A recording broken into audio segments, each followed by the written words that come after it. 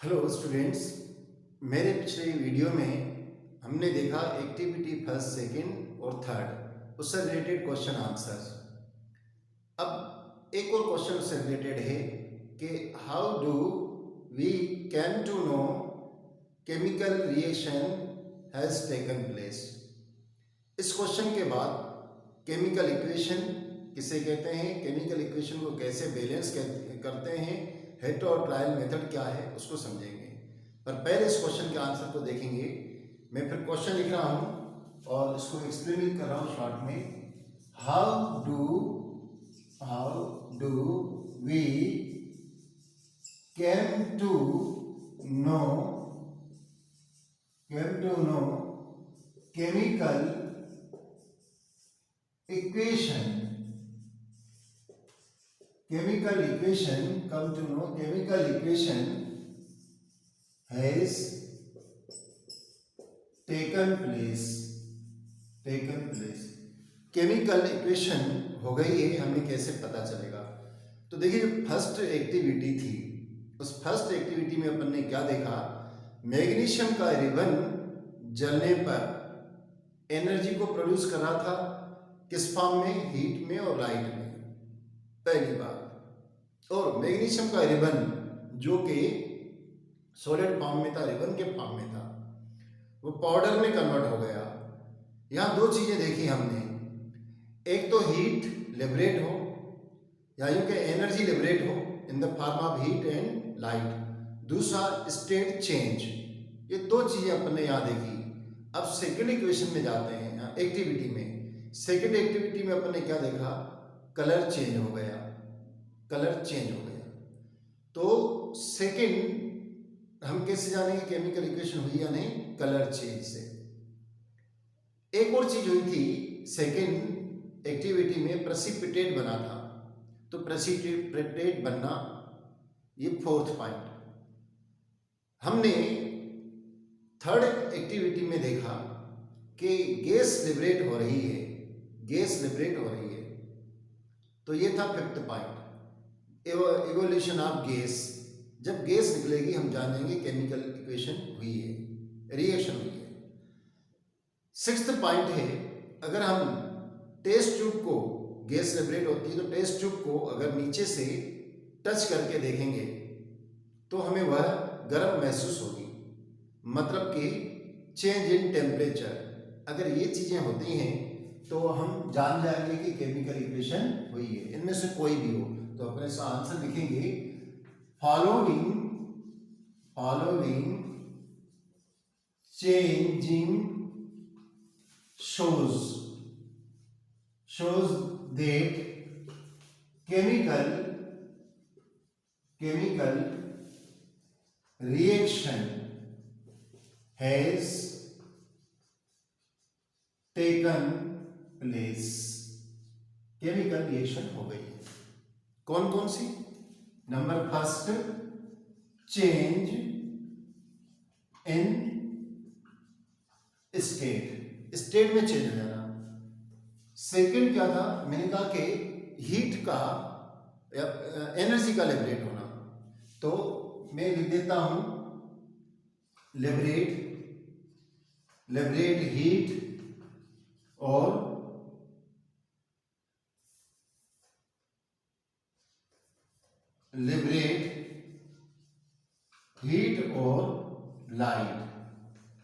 Light. Third point क्या थी, colour में चेंज हो जाना। तो चेंज इन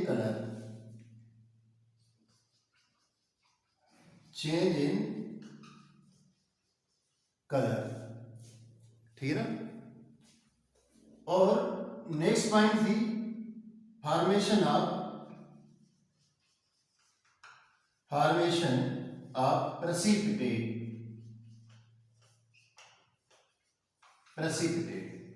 और नेक्स्ट था गैस का निकलना, इवोल्यूशन ऑफ गैसेस। तो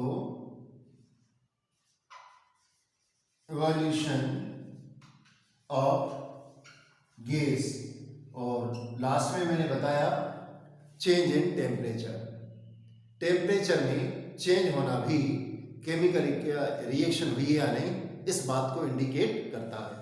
तो change in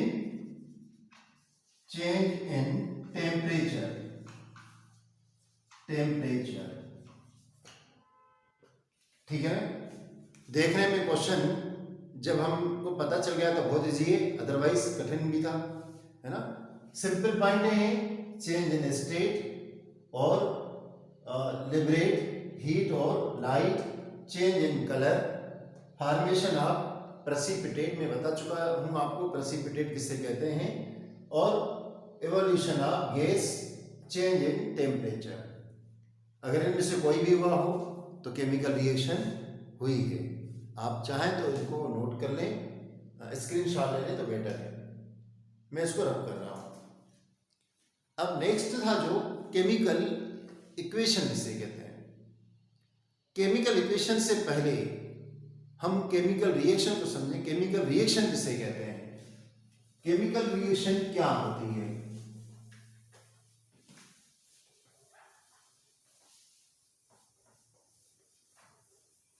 what is chemical reaction. तो हमेशा याद रखिएगा केमिकल रिएक्शन का मीनिंग केवल एक होता है कि जब दो या दो से ज्यादा सब्सटेंस आपस में रिएक्ट करके न्यू सब्सटेंस को प्रोड्यूस करते हैं तो उसे हम केमिकल रिएक्शन कहते हैं। मैं रिपीट कर रहा हूं, व्हेन टू और मोर कंपाउंड और substance react with each other to form new substance is known as chemical reaction.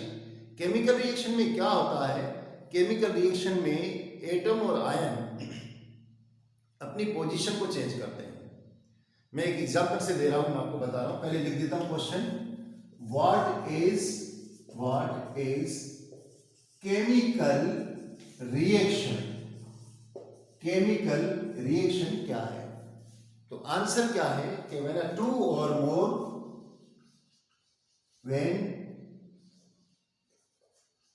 two or more substance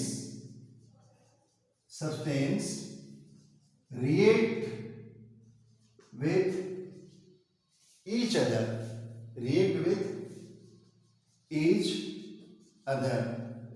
to form new substance is called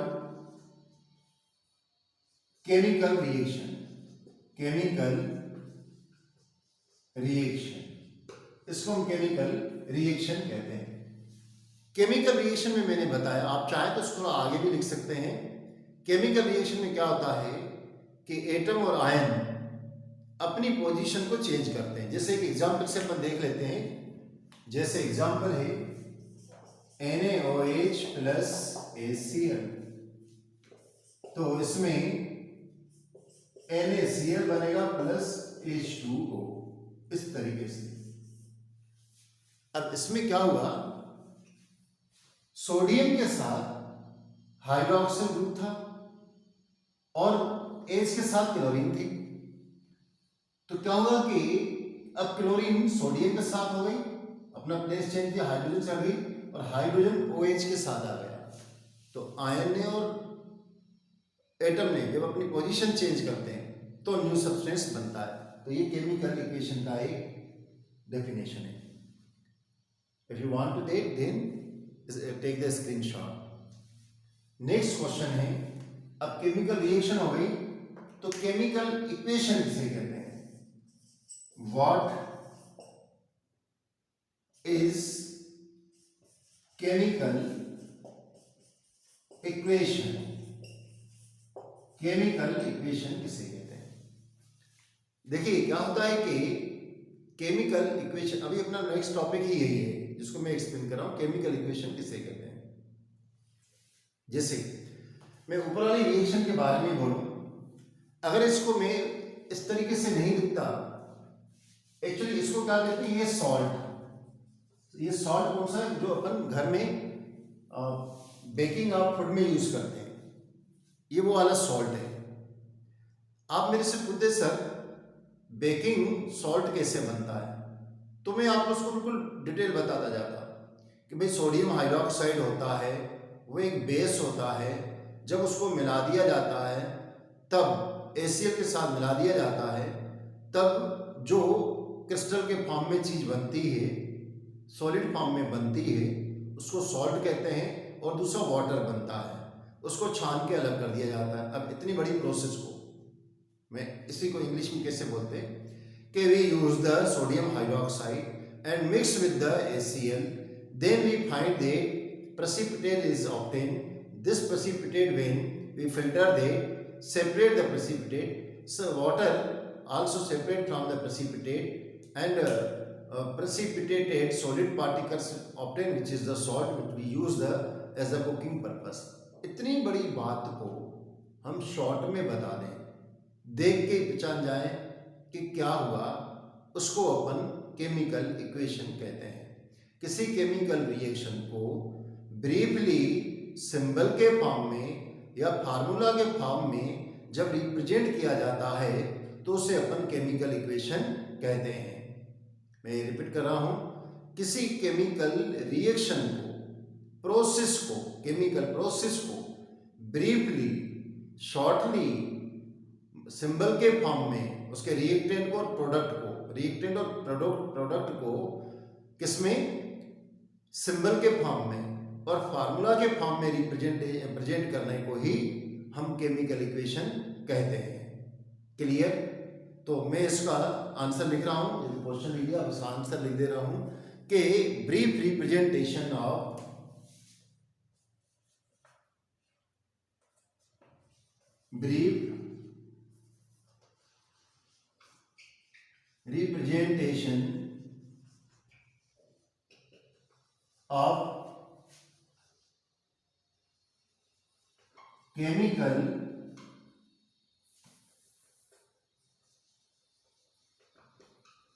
of chemical reaction को आप chemical reaction in the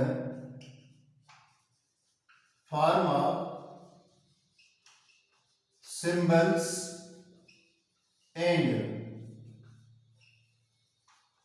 formulae is known as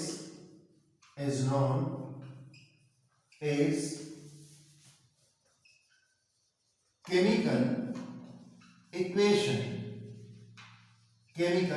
इसे हम chemical equation कहेंगे। इस chemical equation को जब पूरा perfect लिखा जाता है तो उसकी कंडीशन को भी साथ में लिखा जाता है, तो हमें पूरी इंफॉर्मेशन और केमिकल रिएक्शन दे रही होती है।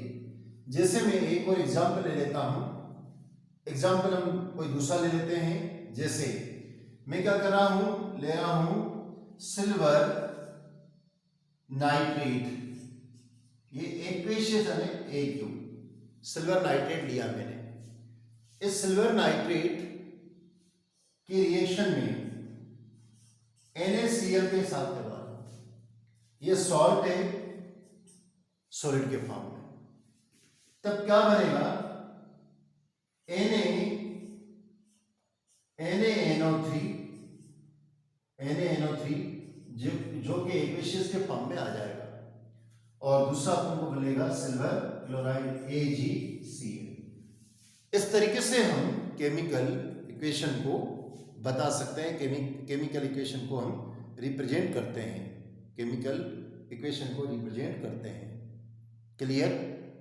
तो यह थी केमिकल इक्वेशन की डेफिनेशन और इसके आंसर। आप चाहें तो इसका भी स्क्रीनशॉट ले सकते हैं, नोट कर सकते हैं। अब केमिकल इक्वेशन को एक और बोला जाता है कि वर्ड के फॉर्म में लिखा जाता है, एक सिंबल के फॉर्म में लिखा जाता है। तो क्वेश्चन भी ये बनता है कि what is a word equation, what is a word equation. तो किसी केमिकल इक्वेशन को वर्ड के फॉर्म में रिप्रेजेंट करना, उसको वर्ड केमिकल इक्वेशन कहते हैं। मैं एक एग्जांपल ले रहा हूँ, इसको इसकी क्वेश्चन के आंसर को लिख नहीं रहा हूँ। जैसे कोई क्वेश्चन आ जाए, what is a word equation when a chemical process, chemical reaction represent by the in the form of the word is known as word equation. या यूं कहें कि किसी केमिकल के रिएक्टेंट और प्रोडक्ट को वर्ड के फॉर्म में लिखा जाए तो उसको हम वर्ड रिएक्शन कहते हैं। When a reactant and product of any chemical reaction is written in the word form is known as word reaction. जैसे एक एग्जांपल मैं दे रहा हूं आपको, इसको रब कर रहा हूं मैं पूरा।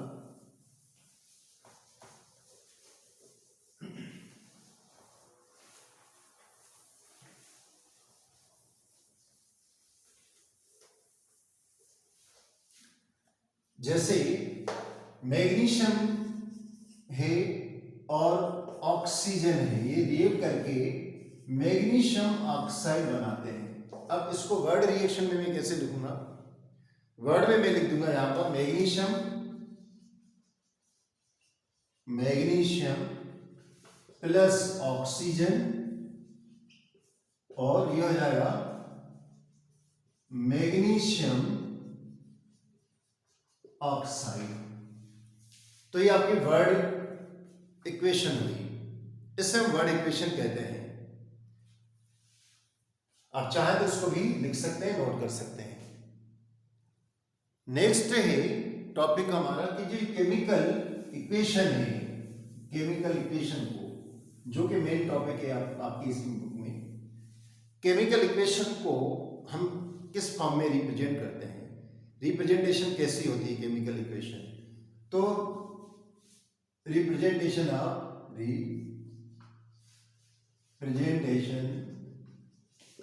Of chemical equation. Chemical equation को रिप्रेजेंटेशन हम दो तरीके से करते हैं, दो तरीके से हम इसको रिप्रेजेंट करते हैं।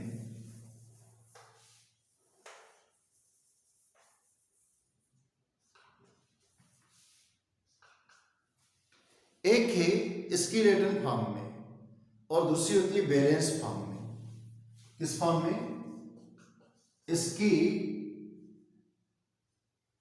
Skeletal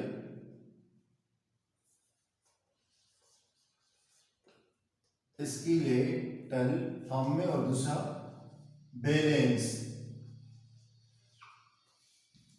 chemical equation. जो बैलेंस केमिकल इक्वेशन ये दो तरीके से की जाती है। एक होती है हिट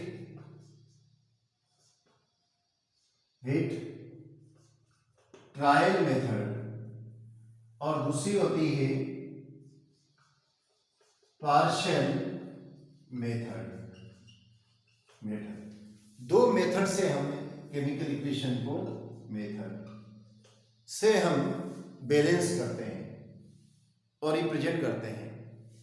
तो जो पार्शियल मेथड है वो आपकी बुक में है नहीं, मतलब आपके सिलेबस में है नहीं, तो मैं यहाँ नहीं बताऊंगा। एक्चुअली पार्शियल मेथड ये होता है कि जब कोई केमिकल इक्वेशन वन स्टेप में कंप्लीट नहीं होती है, 2 और 3 स्टेप में कंप्लीट होती है, तो उसको पार्शियली मेथड के थ्रू बैलेंस करते हैं। हमारे पास सिंगल मेथड है, इसलिए अपन हिट और ट्रायल मेथड देखेंगे और उससे बैलेंस करेंगे। इसमें भी बैलेंस हम दो तरीके से करेंगे। एक तो जो बैलेंस सीबीएसई के बुक में जो तरीका दिया है उस पॉइंट ऑफ व्यू से स्टेप वाइज स्टेप करेंगे, और दूसरा अपन डायरेक्टली उनको बैलेंस करेंगे।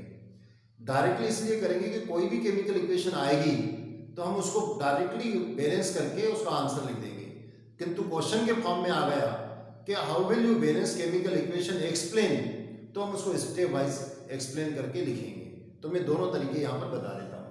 पहले स्केलेटल इक्वेशन किसे कहते हैं? मैं रिपीट कर रहा हूँ, स्केलेटल इक्वेशन किसे कहते हैं?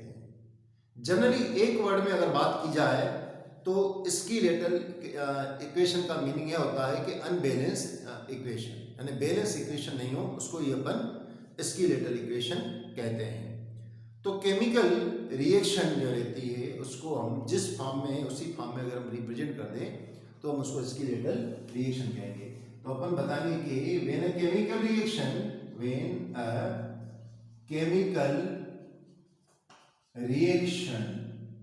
ठीक है ना, is represent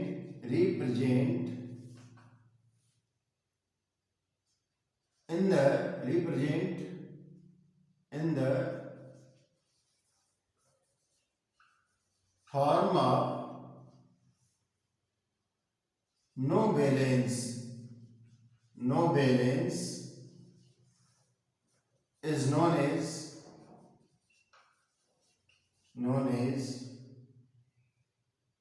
skeletal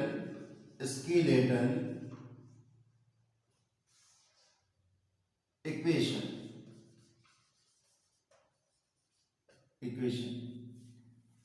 तो प्रॉपर रेशो में नहीं, जैसा है वैसा का अपन ने एक्सप्लेन किया, उसको स्केलेटल इक्वेशन कहते हैं।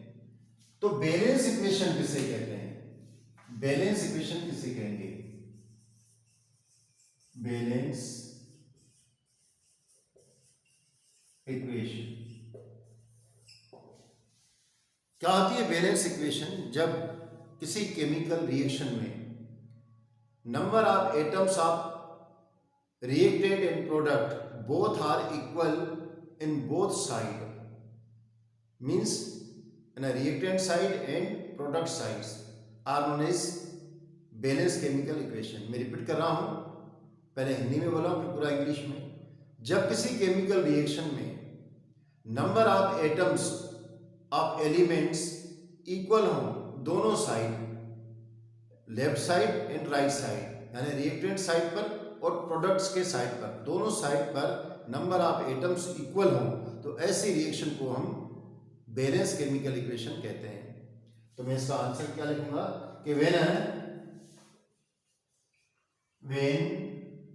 The number of atoms of elements equal in both side, left side means product side, left side means reactant side and right to left में आपके प्रोडक्ट होगा, product side and right means reactant side. Such of reaction is known as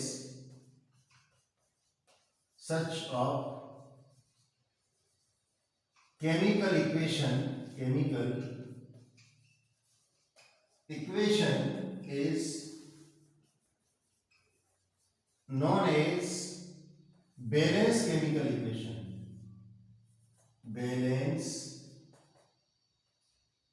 equation.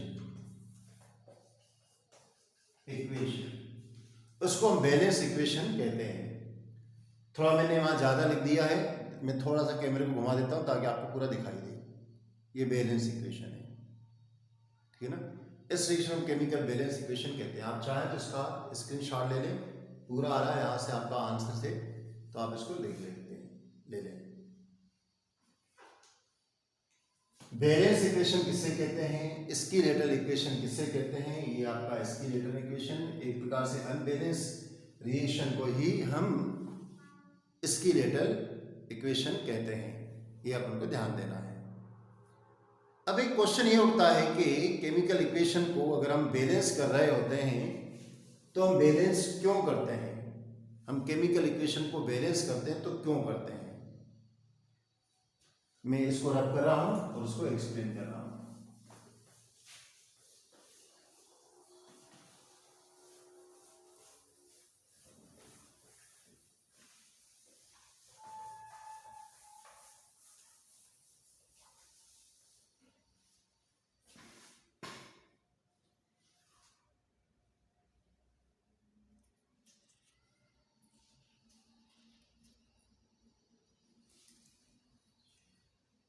Question है कि why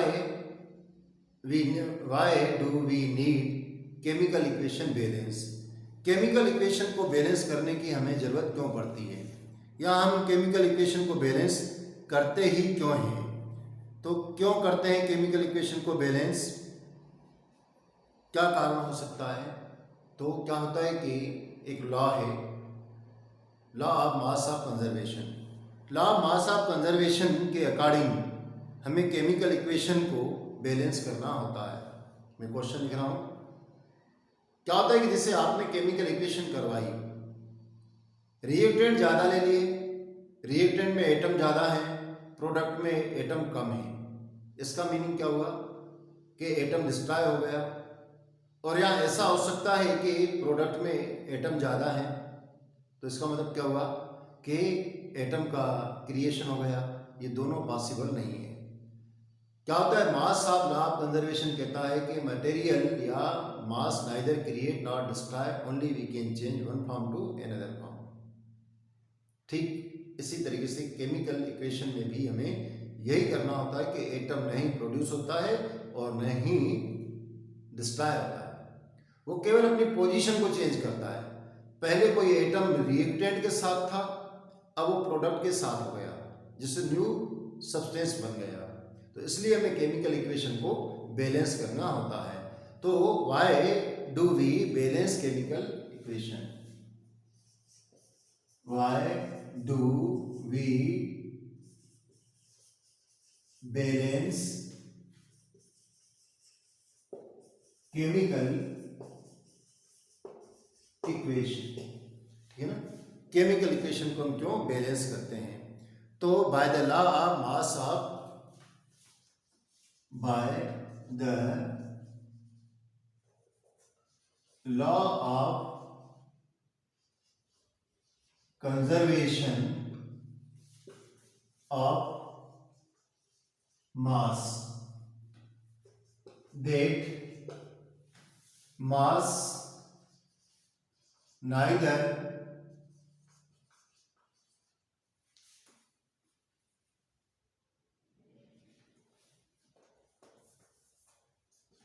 mass neither created nor destroyed, only we can change one form to another form. Therefore atoms or ions neither formed nor destroyed in chemical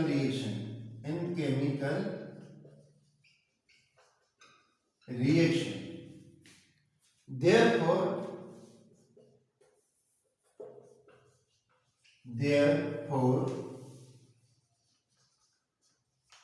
it is necessary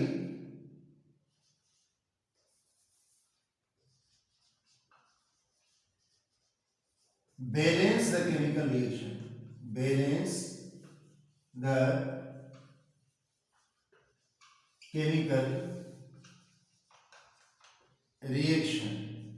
इसलिए हमें chemical reaction को balance करना होता है। ये compulsory है, क्योंकि atom को नहीं हम क्रिएट करते हैं, नहीं डिस्ट्रॉय करते हैं, केवल एक फॉर्म से दूसरे फॉर्म में हम उसको चेंज होते हैं, हम चेंज करते हैं, तब वो नया सब्सटेंस बनता है। इसलिए केमिकल इक्वेशन को बैलेंस करना चाहिए या करना पड़ता है। बात क्लियर हुई? तो आज तक के लिए इतना। मेरे नेक्स्ट वीडियो में हेटर ट्रायल मेथड केमिकल इक्वेशन को बैलेंस करने का पूरा मैं एक्सप्लेन करके उसको रिटर्न में आपको बताऊंगा कि क्वेश्चन के आंसर के रूप में कैसे लिखा जाना है, और केमिकल इक्वेशन को देखकर कैलकुलेट करके हम बैलेंस कैसे करेंगे वो नेक्स्ट वीडियो में हम आपको भेज रहे हैं। Thank you, have a nice day.